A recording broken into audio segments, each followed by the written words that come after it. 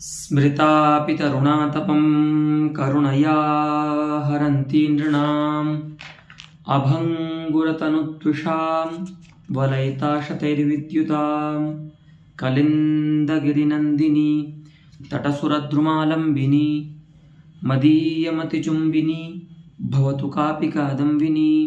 तत्र रसगंगाधरस्य पाठक्रमे द्वितीयार्णे पाठः प्रवर्तते, यत्र संलक्ष्यक्रमव्यङ्ग्यध्वनेः निरूपणावसरे शब्दशक्तिमूलध्वनिं निरूपयित्वा इदानीम् अर्थशक्तिमूलध्वनिं निरूपयिता पण्डितराजेन स्वतः सम्भविना वस्तुना वस्तुव्यङ्ग्यस्य उदाहरणं दर्शितं। तदस्माकं गते पाठे विचारः विहितः। अद्य स्वतः सम्भविना वस्तुना अलङ्कारध्वनेः उदाहरणम् अस्माकं पाठविषयः अस्ति। तद्वयम् अद्य प्रारभामहे। अद्यतनपाठस्य पङ्क्तिरस्ति श्लोकः अयं मृद्वीकारसिता शिता इत्यादि। मृद्वीकारसिता सिता समशिता स्फीतं निपीतं पयः स्वर्यातेन सुधाप्यधायि कतिधा रम्भाधरखण्डितः तत्त्वं ब्रूहि मदीयजीव भवता भूयो भवे भ्राम्यता कृष्णेत्यक्षरयोरयं मधुरिमा उद्गारः क्वचिल्लक्षितः। इदानीमत्र कश्चित् पुरुषः स्व आत्मानं संबोध्य इदं ब्रूते। कोई पुरुष है जो अपने जीव से माने भेद नहीं कर सकते, लेकिन ऐसे भेद यहाँ पर कैसे कर सकते हैं कि शरीरावच्छिन्न जो आत्मा होता है और तन्निरवच्छिन्न जो आत्मा होता है, ऐसे करके भेद कर सकते हैं। ऐसे ही आगे पंडित राज बताएंगे। वैसे तो भेद नहीं किया जा सकता, क्योंकि व्यवहार कब होता है, जब कोई संबोध्य हो और कोई संबोधन करता हो। दो के मध्य में ही तो व्यवहार हो सकता है, लेकिन यहाँ पर तो व्यक्ति खुद से ही बात कर रहा है, तो वो तो एक ही जीव है। तो वहाँ पर फिर वो ऐसा भेद करते हैं कि एक शरीरावच्छिन्नः जीवः आत्मा शरीरावच्छिन्नः यः जीवः मैं अहम् इति व्यवहारस्य यः विषयो भवति। अपरः तन्निर्वच्छिन्नः जीवः मुक्तः जीवः शरीरात् पृथग्भूतः जीवः। एवं भेदं कृत्वा अत्र कश्चिदात्मानं संबोध्य कथयति। किं कथयति? हे मदीय जीव, हे मेरे जीव, तत्त्वं ब्रूहि, सत्य बताना। तुम एक बात पूछ रहे हैं आज हम तुमसे। बड़ा अच्छा श्लोक है ये। क्या पूछ रहे हैं? पूछिए कि तुम जब से परमात्मा से अलग होकर के तुमने जब से घूमने का नंबर लगाया है संसार में, भवे भ्राम्यता भवता। हाँ, भवे नाम संसारे, भ्राम्यता अर्थात भ्रमणं कुर्वता त्वया भवता। ठीक है, भ्रम्यता ये शत्रंत रूप है, तृतीया का एक वचन है, भवता का विशेषण है। तो संसार में भ्रमण करते हुए तुम्हारे द्वारा क्या क्या किया गया वो सुन लो पहले। इस जीव ने क्या क्या किया, मेरे जीव ने क्या क्या किया। मृद्वीका रसिता सिता। सबसे पहले तो मृद्वीका रसिता। मृद्वी का अर्थात द्राक्षा, जिसको आप हिंदी में अंगूर बोलते हैं ना, उसके लिए बोल रहे हैं कि तुमने खूब आस्वादन किया मृद्विका का, द्राक्षा का, है ना। और सीता समशिता, सीता नाम शर्करा, समशिता किंचित भुक्ता, तुमने उसका भी आनंद लिया। अशिता ये जो है निष्ठांत प्रयोग है अशभक्षणे धातु का, अश्नाति जो रूप बनता है। समशिता अर्थात किंचित भुक्ता, सिता किंचित भुक्ता, और तुमने शर्करा का भी आनंद लिया।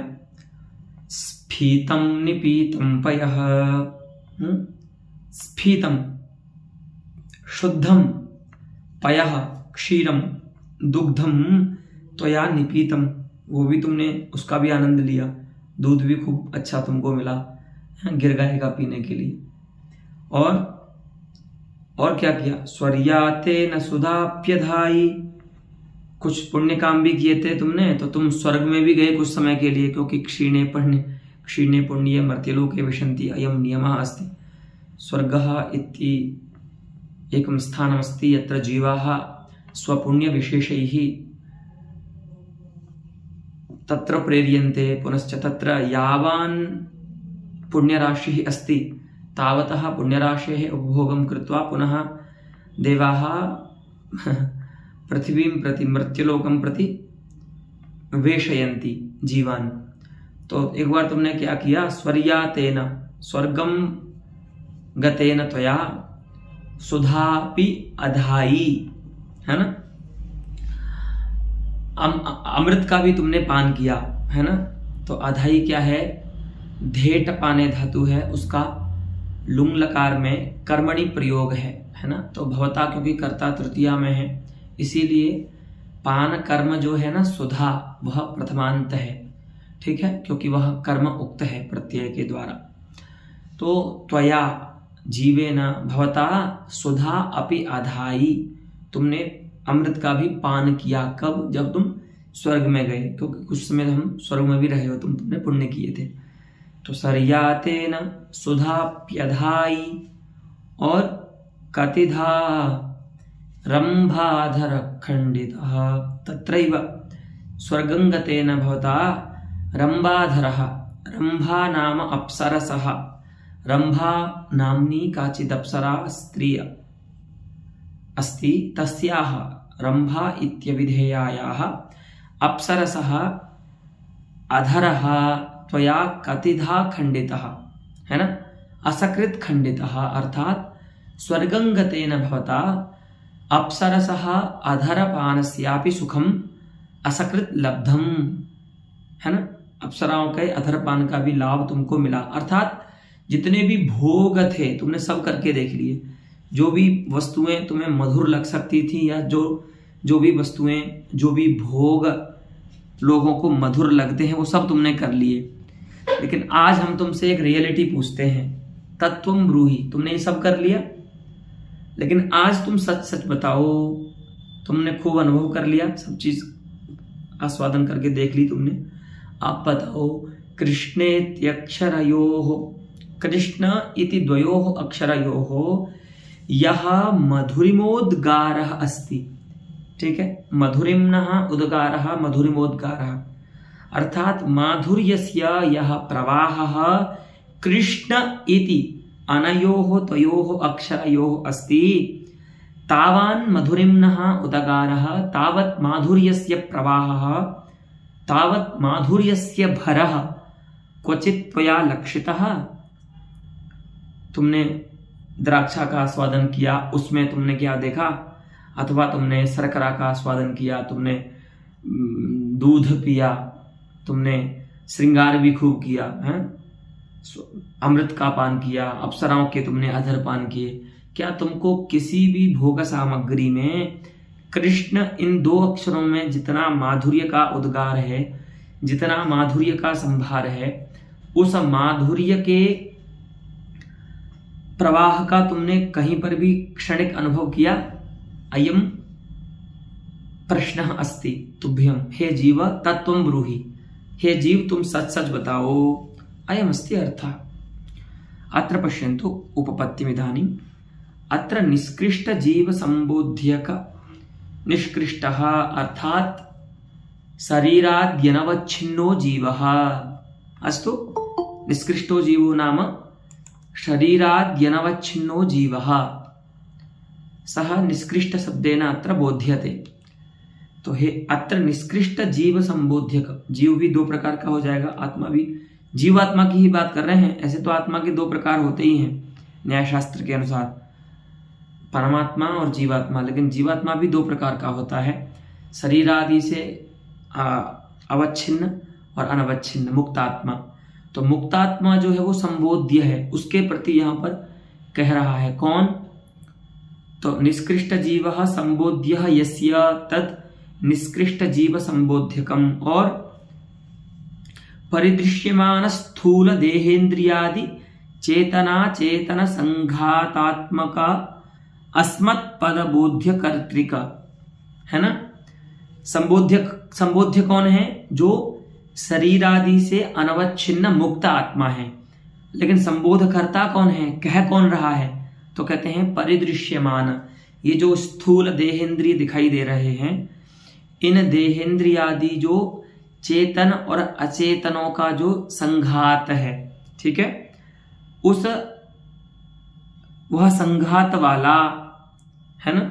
और अस्मत् पद बोध्य जो है, आप बोलते हो ना मैं, तो मैं माने कौन सा आत्मा? मैं माने शरीर तो नहीं हो सकता।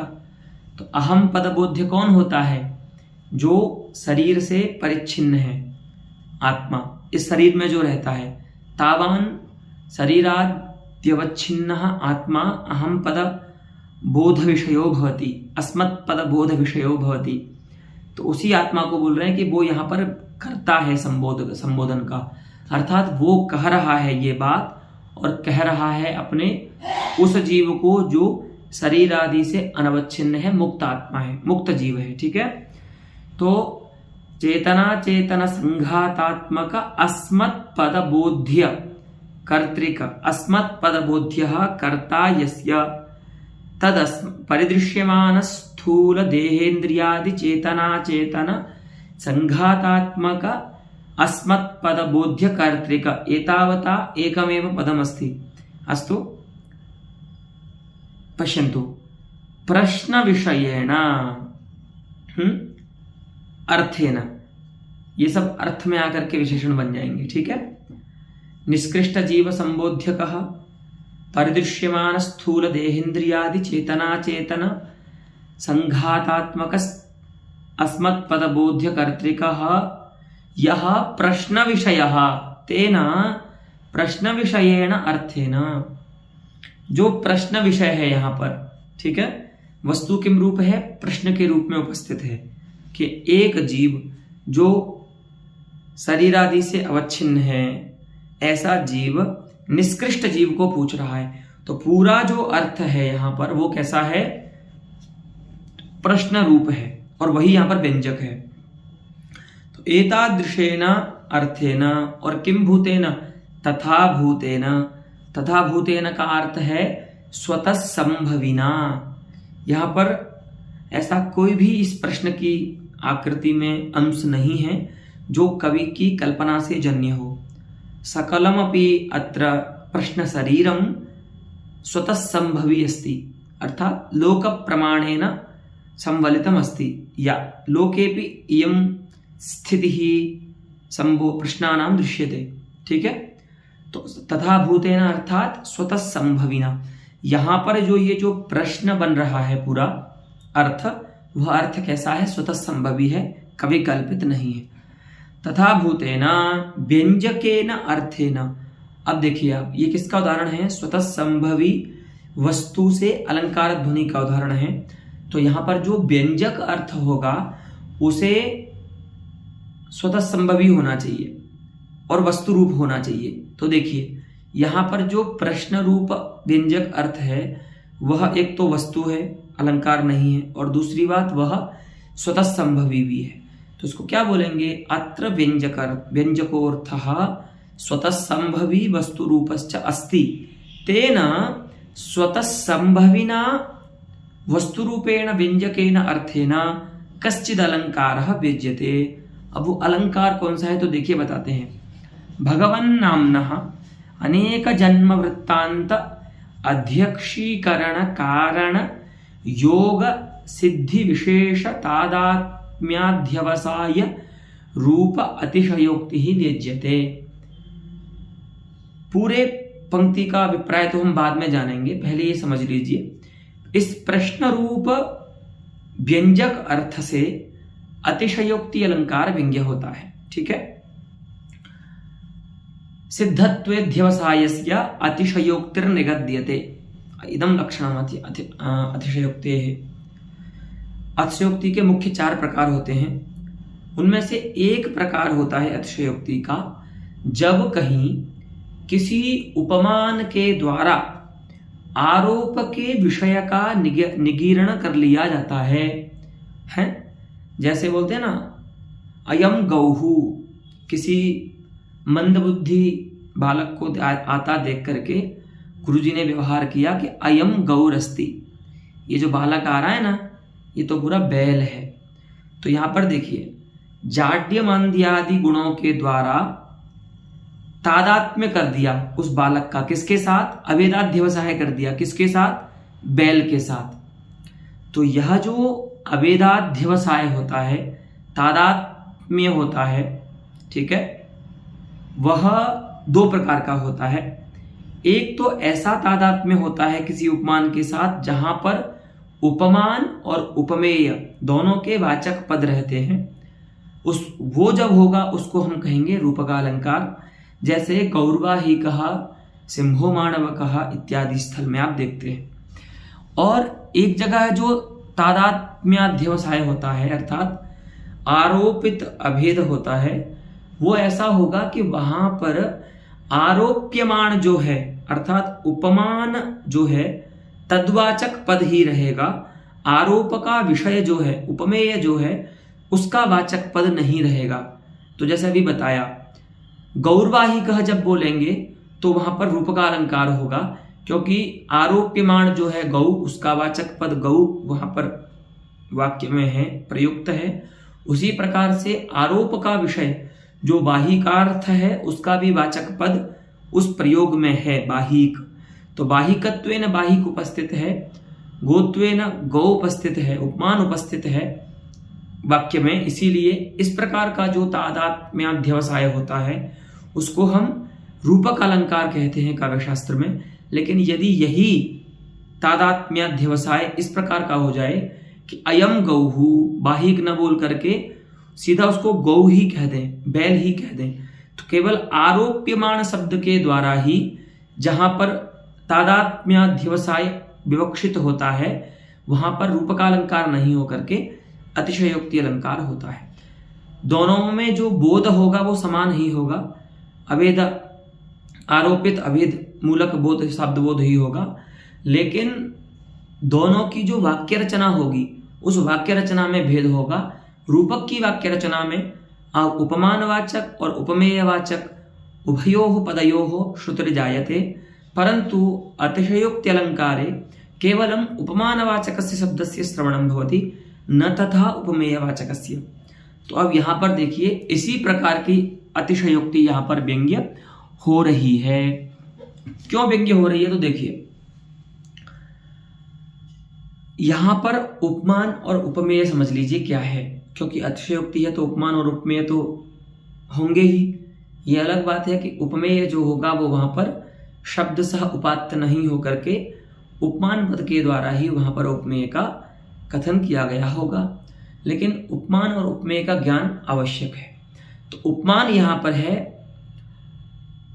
भगवन नाम, ठीक है, भगवान का कीर्तन, भगवान का नाम। और उपमेय है योग सिद्धि, ठीक है, क्योंकि योग सिद्धि के बिना अनेक जन्मों का वृत्तांत जो है उसका ज्ञान किसी को नहीं हो सकता। तो योग सिद्धि रूप जो उपमेय है, उस उपमेय का अवेदाध्यवसाय कर दिया, तादात्म्यारोप कर दिया, किसके साथ? भगवन नाम के साथ। जैसे बाहिक व्यक्ति का गो व्यक्ति के साथ तादात्म्य करके उस बाहिक को गौ ऐसा ही व्यवहार कर दिया जाता है, उसी प्रकार से जीव में जो योग सिद्धि नामक गुण है, उस योग सिद्धि रूप उपमेय को किसके द्वारा कह दिया गया? भगवन नाम के द्वारा कह दिया गया है। तो भगवन नाम रूप उपमान के द्वारा योग सिद्धि रूप उपमेय का निगीरण कर लेने के कारण और तादात्म्याध्यवसाय कर दिया गया है, अभेद कर दिया गया है। किसके साथ किसका अभेद है? तो यहां पर योग सिद्धि रूप जो उपमेय है उसका अभेद किया गया है, किसके साथ? भगवन नाम के साथ, है ना। तो इसीलिए यहां पर अतिशयोक्ति अलंकार है। लेकिन अब वो अतिशयोक्ति है कैसी, तो पूरा स्वरूप बताते हैं उसका। देखिए, भगवन नामनः, भगवान का जो नाम है उसके द्वारा, उससे अनेक जन्म वृत्तांत अध्यक्षी का करण कारण, अनेक जन्मों के वृत्तांत का जो अध्यक्षीकरण है, अध्यक्षीकरणम नाम प्रत्यक्षीकरणम ज्ञानम, वस्तुतः एकस्यैव जन्मनः ज्ञानं कर्तुं योग्यः अस्ति जीवः, सः शरीराद्यवच्छिन्नो भवतु अथवा अनवच्छिन्नो भवतु। अनेक जन्म वृत्तान्तस्य ज्ञानं जीवस्य योगसिद्धिं विना न भवितुमर्हति। अतः अनेक जन्म वृत्तान्तस्य प्रत्यक्षीकरणे कारणं किमस्ति? तो वही कहते हैं कि अनेक जन्म वृत्तांत अध्यक्षीकरण में जो कारण है वो कौन है? योग सिद्धि। उस योग सिद्धि विशेष के साथ तादात्म्याध्यवसाय रूप जो अतिशयोक्ति है वो यहाँ पर व्यंग्य होती है। ठीक है, तो अतिशयोक्ति में आप जब भी विचार करें तो इस प्रकार की जो अतिशयोक्ति उसकी बात चल रही है। ठीक है, अतिशयोक्ति के सामान्य रूप से 4 प्रकार होते हैं, उनमें से ये एक प्रकार है। तो अगर तादात्म्याध्यवसाय रूप अतिशयोक्ति हो तो वहां पर आपको ये विचार करना है जो पदार्थ उक्त होगा वो वहां पर उपमान होगा। जैसे कि यहां पर भगवान नाम कृष्णेत्यक्षरयोरयम ऐसा करके आया, और जो उदाहरण दिया ना आपको, अयम गौहु अयम सिंह, किसी बालक को देख करके उसमें गौहु ऐसा व्यवहार या सिंह ऐसा व्यवहार करना, ये भी अतिशयोक्ति का ही उदाहरण है, क्योंकि यहाँ पर उपमेय का वाचक कोई पद नहीं है। ऐसे ही यहाँ पर भी उपमेय का वाचक, उपमेय कौन है यहाँ पर? योग सिद्धि। उस उपमेय का वाचक कोई भी पद नहीं होने के कारण यहाँ पर अतिशयोक्ति अलंकार व्यंग्य होता है। लेकिन वो अतिशयोक्ति व्यंग्य किससे हो रही है? तो वो उस अर्थ से व्यंग्य हो रही है जो वस्तु रूप प्रश्न रूप में अर्थ है। ठीक है, और वह स्वतः संभवी है। तो इत्थम इदम पद्यम कस्य ध्वनेः उदाहरणं संपद्यते। तो स्वतः संभविना वस्तुना व्यंजकेन अलंकार ध्वनेः अर्थशक्ति मूलस्य संलक्षक क्रमस्य इदम उदाहरणं संपद्यते एतावता। अस्तु, अब इसमें शंका होती है, अथ इदानीं प्रश्नो भवति, प्रश्न विषयस्य अत्र नाना जन्मगत वृत्तांत रूपतया तज्ज्ञं प्रत्येव प्रष्टुम् औचित्येन अनभिज्ञं स्वजीवं प्रति प्रष्टुम् अयोग्यत्वात्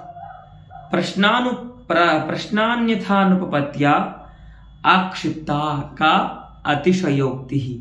अब ध्यान दीजिए, पूर्व पक्षी क्या कह रहा है कि यहां पर जो प्रश्न विषय रूप व्यंजक अर्थ है ना, वस्तु रूप, जिसको आप वस्तु मान रहे हो, वो उसका एक यहां पर समझ लीजिए क्या है। नाना जन्मगत जो वृत्तांत है वो उसका स्वरूप है। ठीक है, उस प्रश्न विषय का स्वरूप क्या है? नाना जन्मगत वृत्तांत। कि बोले ना कि मृद्विका रसिता सिता समशिता स्फीतम निपीतम पयः स्वर्यातेन सुधाप्यधाई कतिधा रंभातर खंडितः। तो अनेक जन्मों की घटनाएं हैं ये। तो प्रश्न कैसा है? एक जन्म का नहीं है, अनेक जन्म वाला, अनेक जन्म के वृत्तांत वाला प्रश्न होने के कारण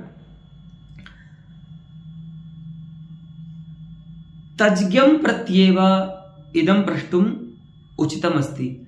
अभी कोई व्यक्ति है, हाँ, प्रवेशिका का छात्र है, प्रथमा का छात्र है, 6वीं 7वीं का विद्यार्थी है, और उससे आचार्य के ग्रंथ अगर आप परीक्षा में पूछने लगेंगे, मौखिक परीक्षा में, तो ये तो अनुचित है। तो जब प्रश्न जो है वो अनेक जन्मों का वृत्तांत रूप है तो किससे पूछना चाहिए? जो उसका उत्तर दे सकता है। तो उसका उत्तर कौन दे सकता है? या तो कोई योगी दे सकता है या तो परमात्मा दे सकता है। सामान्य जो जीव है वह अनेक जन्म के वृत्तांत को बताने में समर्थ नहीं हो सकता। तो वही कहते हैं नाना जन्मगत वृत्तांत रूपतया प्रश्नस्य तज्ज्ञं प्रत्येव प्रष्टुम औचित्येन। ऐसे व्यक्ति को ही पूछना उचित है जो नाना जन्मगत वृत्तांत को जानने वाला है। तो वह कैसा आत्मा हो सकता है? या तो परमात्मा हो सकता है, या अगर जीव है तो उस जीव को योग सिद्धि से संपन्न होना होगा, तभी वो जाकर के नाना जन्मगत वृत्तांत की उसमें भिज्ञता आ सकती है। अर्थात सामान्य जीव से नाना जन्मगत वृत्तांत रूप प्रश्न का करना अनुचित है। वही कहते हैं अनभिज्ञम स्वजीवम प्रति, अपना जो जीव है यहां पर इसमें जो संबोध्य है, अब ये कोई बात नहीं है कि वो मुक्त जीव है तो नाना जन्मों का वृत्तांत को जान लेगा, शरीर आदि से अवच्छिन्न है तो इस जन्म का ही जानेगा। कैसा भी जीव हो, जीव की बात चल रही है, परमात्मा की बात नहीं चल रही।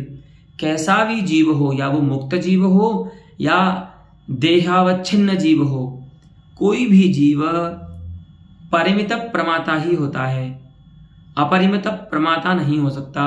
अर्थात नाना जन्मगत वृत्तांताभिज्ञता उसमें नहीं आ सकती बिना योग सिद्धि के। हाँ, अगर योग सिद्धि उसने कर ली है तो फिर जीव होकर के भी वो नाना जन्मगत वृत्तांतों को जान सकता है। तो वही कहते हैं अनभिज्ञम स्वजीवम प्रति प्रष्टुम अयोग्यत्वात्, यहां पर ये जो अपना जीव है वो तो पूछने के लिए अयोग्य है। इस प्रकार से यहां पर प्रश्न की अन्यथानुपत्ति के कारण अर्थात अर्थापत्ति प्रमाण से अतिशयोक्ति जो है वो आक्षिप्त होती है। क्यों? क्योंकि योग सिद्धि जो है वो आक्षिप्त होती है। ठीक है, ध्यान दीजिए, योग सिद्धि जो है वो आक्षिप्त हो जाती है क्योंकि योग सिद्धि के बिना जीव जो है वह नाना जन्मगत वृत्तांतों का उत्तर देने में समर्थ नहीं है। अगर किसी जीव से नाना जन्मगत वृत्तांत पूछे जा रहे हैं, इसका मतलब वह जीव योग सिद्धि से संपन्न है, ऐसा अर्थापत्ति प्रमाण से ज्ञात होता है। ठीक है, अर्थापत्ति एक प्रमाण है मीमांसकों का, उसका स्वरूप होता है ये न विना यद अनुपन्नम भवति तत्तेनैव आक्षिप्यते। यथा देवदत्त नामा कश्चित् बालकः दिवा भोजनं न करोति तथापि स्थूलो भवति, पीनो भवति। तत्र पीनं देवदत्तं दृष्ट्वा कश्चित् प्रमाता कथयति अयं देवदत्तः पीनः अस्ति परन्तु दिवा न भुङ्क्ते, तेन पीनत्वेन, यतो हि ये पीनत्वं यदस्ति तद् भोजनं विना अनुपन्नम् अस्ति, पुनस्तत्र भोजन विशेषः वार्यते, वाक्ये दिवा भोजनं वार्यते। तो भोजनं विना अनुपपन्नं यत् पीनत्वम् अस्ति तेन वाक्ये उपात्तेन पीनत्वेन रात्रि भोजनम् अर्थापत्ति प्रमाणेन आक्षिप्यते। ऐसे ही यहां पर योग सिद्धि के बिना जो प्रश्न नाना जन्म वृत्तांतगत प्रश्न योग्यता है वो जीव में नहीं आ सकती, है ना। प्रश्न संबोध्यता जो है वो जीव में नहीं आ सकती, इसीलिए अन्यथानुपत्ति के कारण योग सिद्धि जो है वो यहां पर अर्थापत्ति प्रमाण से ज्ञात हो जाती है ना। वाच्य सिद्ध्यंगत्वेन गुणीभूत व्यंग्य रूपा वा, अथवा उसको कैसा मान लीजिए, अगर वो व्यंग्य भी होगी तो वाच्य सिद्धि की ही अंग बनेगी, अर्थात उस योग सिद्धि से कृष्ण रूप जो वाच्य है, प्रश्न का जो वाच्य है वो वाच्य ही उपपन्न होगा। कि देखिए कृष्ण इस नाम से तो नाना जन्मगत वृत्तांत प्रमातृत्व जीव में नहीं आया अभी तक, तो किसके बिना, किस पदार्थ विशेष के बिना नाना जन्मगत वृत्तांत प्रमातृत्व जीव में नहीं आ सकता, वो है योग सिद्धि। तो व्यंग्य भूत जो योग सिद्धि है वह वाच्य जो हो रहा है उस प्रश्न, उसको उत्पन्न करने के लिए आएगी यहां पर। ठीक है, तो या तो उस योग सिद्धि को आप अथवा अतिशयोक्ति को आप अर्थापत्ति प्रमाण से ही मान लीजिए, है ना, अथवा अगर उसको अर्थापत्ति प्रमाण से नहीं मान रहे हैं, व्यंग्य मान रहे हैं, क्योंकि व्यंग्य जब मानेंगे तो व्यंग्य जो अर्थ होता है वो शाब्द कहलाएगा, और अर्थापत्ति प्रमाण से जो लभ्य अर्थ है वो शाब्द नहीं कहलाएगा। ठीक है, तो अगर आप उसको अर्थापत्ति प्रमाण से नहीं मान रहे हैं अतिशयोक्ति को, देखिए अर्थापत्ति प्रमाण से मानने में क्या हानि है अतिशयोक्ति को, जब अर्थापत्ति प्रमाण से मानेंगे तो उस व्यंग्यभूत अतिशयोक्ति को लेकर के ध्वनि व्यवहार नहीं हो सकता, क्योंकि ऐसी स्थिति में जब वो अर्थापत्ति प्रमाण से ज्ञात होगी अतिशयोक्ति, तब वो व्यंग्य नहीं कहला सकती। व्यंग्य तभी कहलाएगी जब शब्द के व्यापार व्यंजना के द्वारा उसका ज्ञान होगा। ठीक है ना, तो या अर्थापत्ति प्रमाण से तो नहीं मान सकते, इसलिए दूसरा उपाय देते हैं कि अगर आप उसको व्यंग्य भी मान रहे हैं तो फिर उसको ऐसा व्यंग्य मानिए कि वह अतिशयोक्ति यहां पर यह जो प्रश्न है वाच्य उसकी ही उपपत्ति के लिए अंग बन जाएगी, उसका कारण बन जाएगी। ठीक है, तो फिर प्रागुक्ता अतिशयोक्ति कथम ध्वनि व्यपदेश हेतु स्यात्, दोनों ही स्थिति में अगर उसको आप अर्थापत्ति प्रमाण से मान रहे हैं अतिशयोक्ति को तब भी लभ्य, तो तब तो ध्वनि व्यवहार उसके द्वारा हो ही नहीं सकता, क्योंकि व्यंग्य ही नहीं बनी वो। और अगर आप उसको व्यंग्य मान रहे हैं, अर्थापत्ति से नहीं भी मानते हैं और व्यंग्य ही मानते हैं, तो व्यंग्य मानने की दशा में भी जब तक अतिशयोक्ति माने तादात्म्याध्यवसाय नहीं करेंगे भगवान नाम के साथ, किसका, योग सिद्धि का, तो भगवान नाम के साथ योग सिद्धि का जो तादात्म्याध्यवसाय है वही तो अतिशयोक्ति है। तो जब तक आप ऐसा नहीं करेंगे तब तक इस जीव से ये जो प्रश्न किया जा रहा है नाना जन्म गत वृत्तांत ज्ञत्व के रूप में, वो प्रश्न भी इस जीव से करना सिद्ध नहीं होगा, अर्थात वाच्य ही सिद्ध नहीं हो पाएगा। दोनों स्थिति में ही अगर आप उसको अर्थापत्ति प्रमाण से लभ्य मानते हैं तो भी वह अतिशयोक्ति ध्वनि व्यवहार का हेतु नहीं बन सकती, क्योंकि वह व्यंग्य ही नहीं है। और अगर आप व्यंग्य मानते भी हैं उसको अतिशयोक्ति को, तो व्यंग्य होकर के भी वह प्रधान नहीं है, क्योंकि वाच्य की सिद्धि में अंग बन रही है। और वाच्य की सिद्धि में जो अंग होता है ऐसा व्यंग्यार्थ जो होता है वह चमत्कारी नहीं होता है। तो ऐसे व्यंग्यार्थ के होने पर ध्वनि काव्य नहीं होकर के गुणीभूत व्यंग्य काव्य होता है। तो ऐसी यहाँ पर गुणीभूत व्यंग्यत्वापत्ति दिखाते हैं पूर्व पक्षी। ठीक है, गुणीभूत व्यंग्य रूपा वा प्रागुक्ता अतिशयोक्ति ही यह कथम ध्वनि व्यपदेश हेतु स्यात्। तो अब बताइए भैया आचार्य जगन्नाथ कि आपने यहाँ पर जिस अतिशयोक्ति को व्यंग्य मान करके इस काव्य को ध्वनि काव्य माना है, सो ये ध्वनि काव्य कैसे हो सकता है, क्योंकि या तो यहाँ पर अर्थापत्ति व्यंग्य ही नहीं हो सकती, अथवा अगर आप उसको व्यंग्य मानेंगे तो भी वह चमत्कारी नहीं है, क्योंकि वह जो व्यंग्य है वो वाच्य की सिद्धि में ही अंग हो रहा है। तो कथम भवता तत्र अविधीयमाना ध्वनि व्यपदेश हेतुता अतिशयोक्ते अत्र उपपद्यते इति प्रश्नः पंडितराजाय उपतिष्ठति। अस्तु, तो अब इसमें क्या करते हैं पंडितराजः आचार्य मम्मटस्यापि एतद् उदाहरणम् आनयति, तत् कथयति यत् मया यदुदाहृतं स्वतः संभविना वस्तुना अलङ्कारव्यङ्ग्यस्य उदाहरणं तावदेव उदाहरणं आचार्य मम्मटेनापि अदर्शि प्रादर्शि।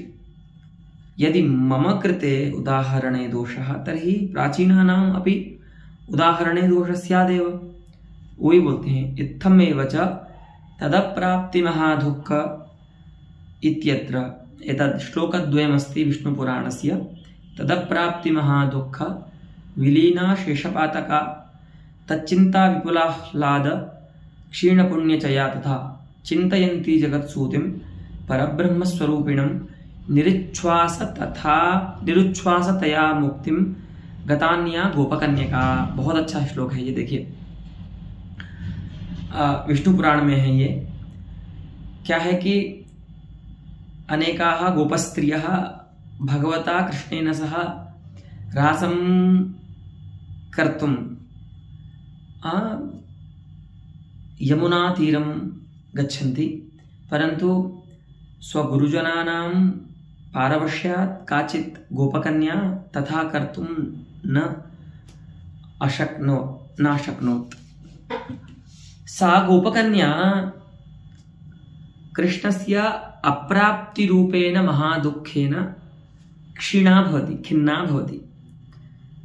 उसके सास या उसके पति ने उसको रोक दिया किसी कारणवश, तो वह गोपी क्या है, भगवान के साथ रास के लिए उपस्थित नहीं हो सकी, तो बहुत दुखी हुई कृष्ण की अप्राप्ति को लेकर, कृष्ण की अप्राप्ति के कारण। तो ऐसा नहीं कि कृष्ण की अप्राप्ति से महादुख हुआ, तृतीया नहीं है, कृष्ण की अप्राप्ति ही महादुख है गोपियों के लिए। तो कृष्ण की अप्राप्ति रूप महादुख से क्या हो गया, विलीना शेषपातकः। तो क्या होता है, जो पाप होते हैं ना, उन पापों का नाश कब होगा, जब उन पापों के परिणाम जो दुख हैं, उन दुखों का जीव भोग कर लेता है। अस्तु, पापराशेः नाशः तदा भवति यदा तत् पापराशेः जन्यं दुःखं वयं सहामहे, दुःखस्य वयं उपभोगं कुर्मः। ऐसे ही सुख का भी है, पुण्यजन्य जो सुख होता है, उस सुख का उपभोग करने पर ही उस पुण्य राशि का नाश हो सकता है। तो पुण्यानां पापानां च नाशः तज्जन्य सुख दुःखयोः भोगेनैव संभवी। ठीक है, वो नाश कैसे हो सकता है पाप और पुण्य का, तो या तो माने उनके तज्जन्य सुख और दुख के भोग से ही हो सकता है। अब देखिए क्या हुआ, इस गोपी ने अनेक जन्मों के जो इसके पातक थे ना, पाप, वो सब समाप्त हो गए, सबका नाश हो गया। क्यों? क्योंकि इसने कृष्ण की अप्राप्ति रूप महादुख का भोग किया, महादुख का अनुभव किया। ठीक है, तो एक साथ इतना बड़ा दुख आ गया। अब देखिए कितनी बड़ी व्यंजना है। ऐसा तो है नहीं कि कृष्ण का दुख ऐसा है कि इसने जितने जन्म जन्मांतर के पाप किए सब मिट जाएं, लेकिन यहां पर कृष्ण की अप्राप्ति को इतना बड़ा दुख बता रहे हैं भगवान व्यास कि इतना बड़ा दुख है कि इस दुख के उपभोग से जितने जन्म जन्मांतर के उसके पातक थे सब समाप्त हो गए। ठीक है, तो तदप्राप्ति महादुखेन विलीनाः अशेष पातकाः पापानि यस्याः सा विलीना शेष पातका। ठीक है, कृष्ण मिल नहीं सके, तो उनकी अप्राप्ति रूप महादुख से इस गोपकन्या के सभी पाप, समस्त पाप नष्ट हो गए। क्योंकि दुख मिला ना, दुख के भोग से ही पाप नष्ट हो सकते हैं। अच्छा, और तच्चिंता विपुलाह्लाद तस्य कृष्णस्य चिंतया यह विपुलाह्लादः उत्पन्नः जनितः। भगवान के स्मरण से जो इसको अत्यंत प्रसाद हुआ, तो ऐसा थोड़ी नहीं कि भगवान के दुख से केवल पाप ही मिटेंगे। इसके जितने पुण्य थे ना जन्म जन्मांतर के, वे सभी भी नष्ट हो गए। मानो उन सभी पुण्यों का फल कृष्ण स्मरण जन्य सुख में आ गया हो।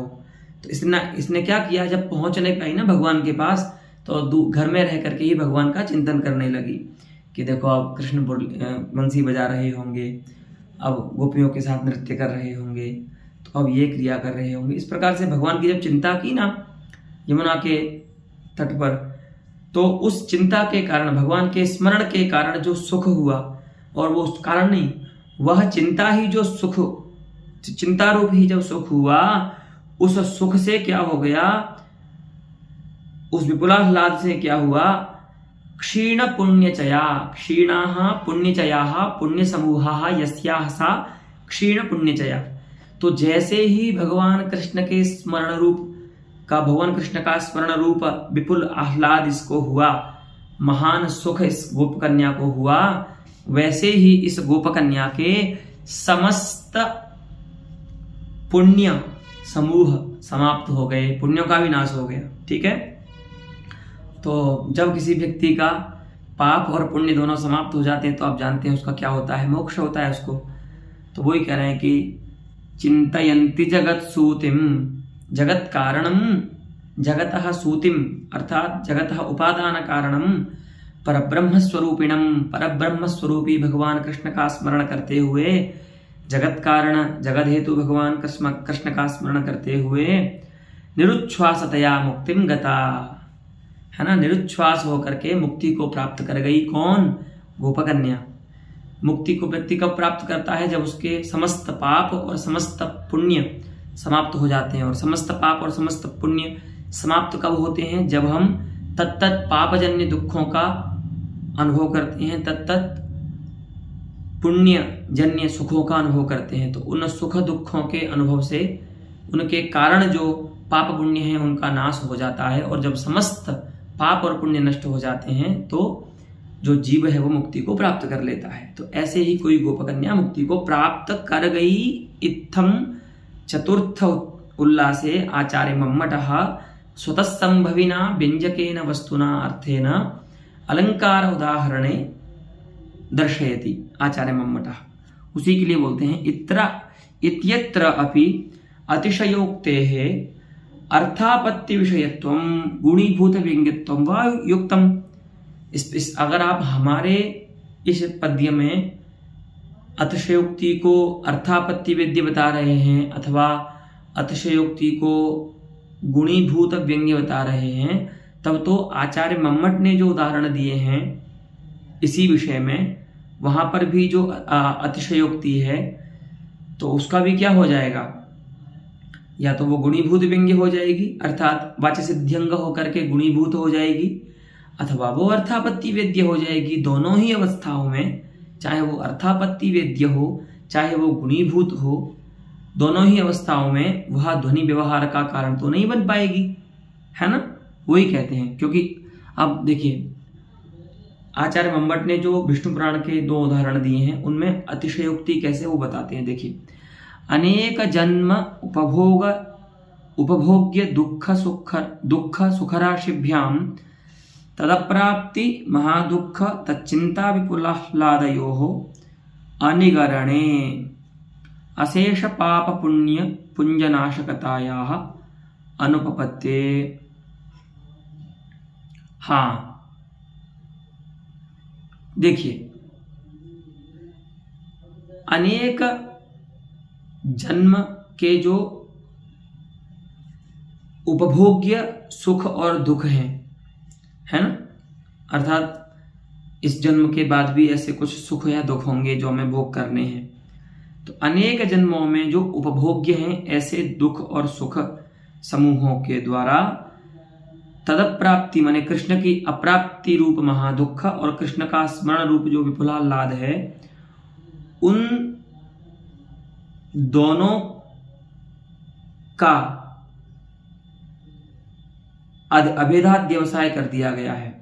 ठीक है, अशेष पाप पुण्य पुंजनाशकतायाः अनुपपत्ति। हाँ देखिए, जैसे आपने ये बताया ना हमारे श्लोक में कि जब तक योग सिद्धि नहीं हो सकती तब तक जीव में अनेक जन्मगत वृत्तांत प्रमातृत्व नहीं आ सकता। उसी प्रकार से अनेक जन्म भोग्य जो दुख हैं या सुख हैं, ऐसे सुख दुखों का एक जन्म में ही नाश हो जाना, भोग कर लेना, तो इस क्या है? तो उसमें यह है कि यहां पर जो कृष्ण की अप्राप्ति रूप महादुख है वो है उपमान। और उपमेय क्या है? तो उपमेय यहां पर है अनेक जन्मगत उपभोग्य जो दुख हैं। तो उन उपमेयों का किसके द्वारा कथन कर दिया गया है? कृष्ण की अप्राप्ति रूप महादुख के द्वारा। उसी प्रकार से अनेक जन्मों में जो उपभोग्य सुख राशि है उसका कथन कर दिया गया है कृष्ण के स्मरण रूप विपुलाह्लाद रूप उपमान के द्वारा। तो ये दोनों उपमान हैं। इन दोनों उपमानों के द्वारा अनेक जन्म में होने वाले, अनेक जन्म में उपभोग्य जो सुख या दुख हैं उनका कथन कर दिया गया है। तो यहाँ पर भी अनेक जन्म भोग्य सुख दुख राशियों का अवेदाध्यवसाय कर दिया गया है कृष्ण की अप्राप्ति रूप महादुख के साथ और कृष्ण के स्मरण रूप विपुलाह्लाद के साथ।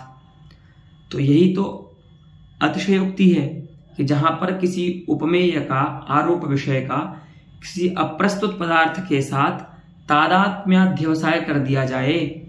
ठीक है, तो इस प्रकार से यहां पर भी क्या है, अतिशयोक्ति है। लेकिन वो अतिशयोक्ति जो है ना, उसमें वो भी अर्थापत्ति प्रमाण से बोध्य होगी। क्यों?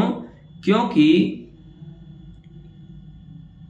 अशेष पाप पुण्य पुंज नाशकता जो है वह कृष्ण की प्राप्ति रूप, कृष्ण के स्मरण रूप सुख में या कृष्ण के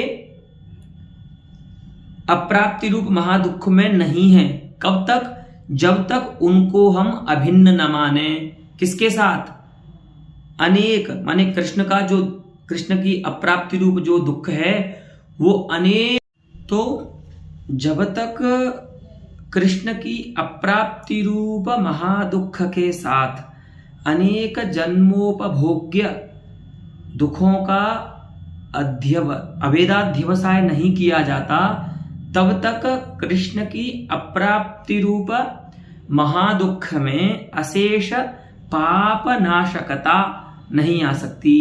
उसी प्रकार से जब तक कृष्ण के स्मरण रूप सुख के साथ अनेक जन्मोपभोग्य सुख राशियों का अभेदाध्यवसाय नहीं किया जाता, तब तक कृष्ण के स्मरण रूप विपुलाह्लाद में अशेष पुण्य पुंज नाशकता नहीं आ सकती।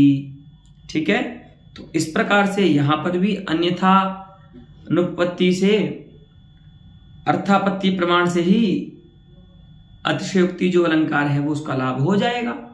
क्योंकि जहां कहीं पर भी कोई अर्थ किसी अर्थ विशेष के बिना अनुपपन्न होता है, उस अर्थ के ज्ञान से जिसके बिना वो अनुपन्न है उस अर्थ का ज्ञान कर लिया जाता है ना। तो ऐसे ही यहां पर क्या होगा, अवेदाध्यवसाय रूपा जो अतिशयोक्ति है वो आचार्य मम्मट के द्वारा उदाहरित जो विष्णु पुराण के 2 पद्य हैं वहां पर भी अर्थापत्ति प्रमाण से बोध्य होगी, अथवा अर्थापत्ति प्रमाण से बोध्य ना हो, व्यंग्य ही हो, लेकिन व्यंग्य होकर के भी वो क्या होगी, वाच्य सिद्धि का अंग बन जाएगी। तो ऐसी स्थिति में वो गुणीभूत व्यंग्य हो जाएगी। दोनों ही अवस्थाओं में वहां पर भी तदप्राप्ति महादुख इत्यत्र आचार्य मम्मटेन उपदर्शिते अर्थशक्ति मूल ध्वने स्थले अतिशयोक्ति ही ध्वनि विपदेश हेतुताम न भजते। ठीक है, क्योंकि तद दुख सुखानाम स्वस्व फलोपहित पाप पुण्य नाशकताया एव अन्यत्र क्लिप्तत्वात्। हाँ, क्योंकि भैया नियम ऐसा है, अन्यत्र अर्थात वेदांतादि शास्त्रेषु अयम नियमः अस्ति, मीमांसादिषु अयम नियमः अस्ति कि दुख सुख जो होते हैं, तत्त जो दुख सुख होते हैं उनका क्या होता है, अपने अपने फलों, स्वस्व फलोपहित जो पाप पुण्य हैं उन्हीं की नाशकता होती है। अर्थात जो दुख जिस पाप से उत्पन्न हुआ है उस दुख के उपभोग से उसी पाप का नाश होगा, या जो सुख जिस पुण्य से उत्पन्न हुआ है, आज आपको मिला है, उस सुख के उपभोग से उसी पुण्य का नाश होगा। ऐसा नहीं है कि कृष्ण की अप्राप्ति तो इस जन्म में हो रही है और उस कृष्ण की अप्राप्ति रूप महादुख से समस्त उस गोपी के समस्त जन्मों के पाप नष्ट हो जाएं, ऐसा तो नियम है ही नहीं शास्त्र में। अथवा कृष्ण का स्मरण तो इस जन्म में हो रहा है, लेकिन उस बिचारी गोपी के जितने भी जन्म जन्मांतर के पुण्य हैं वो सभी नष्ट हो जाएं, ऐसा भी नियम नहीं है। नियम क्या है कि जो पाप जिस दुख को उत्पन्न करता है, उस दुख के भोग से उसी पाप का नाश होगा। जो पुण्य जिस सुख को उत्पन्न करता है, अब पुण्य करोगे सुख मिलेगा भविष्य में, तो जो पुण्य जिस सुख को उत्पन्न करता है उस सुख के उपभोग से उस पुण्य का ही नाश होगा। तो इसीलिए ऐसा नियम होने के कारण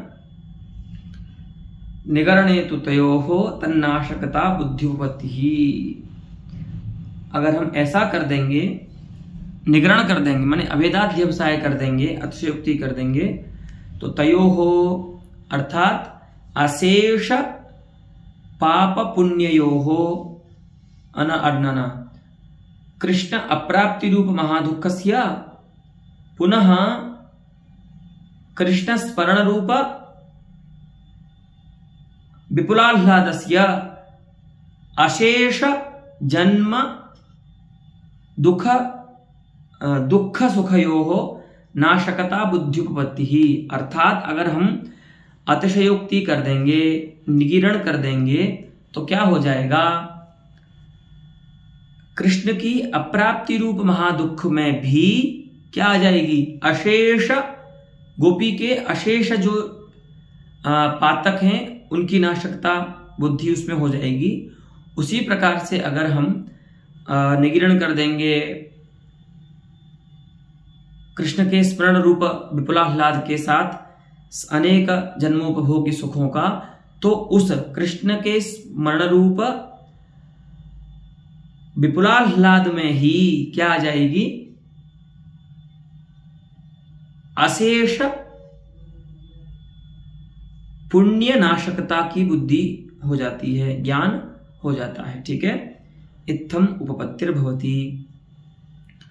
तो अब यहां पर इन्होंने ये बताया आचार्य जगन्नाथ ने कि यदि आप हमारे इस उदाहरण में इस प्रकार से दोष देते हैं कि यहाँ पर अतिशयोक्ति जो है या तो वो अर्थापत्ति प्रमाण से लभ्य होगी, उत व्यंग्यापि सा वाच्य सिद्ध्यंगतां गच्छति इति कृत्वा गुणीभूत व्यंग्या एव, अतः उभयथापि अत्र वर्तमाना अतिशयोक्तिः ध्वनि व्यपदेशस्य हेतुर्न भवति। अतः कथमत्र पंडितराजः स्वतः संभविना वस्तुना व्यंजकेन अलंकारध्वनेः उदाहरणे इदं पद्यं प्रास्तावीत् इति पक्षः एतावता उपतिष्ठति। अस्य समाधानं वयम् आगामिनि पाठे द्रक्ष्यामः।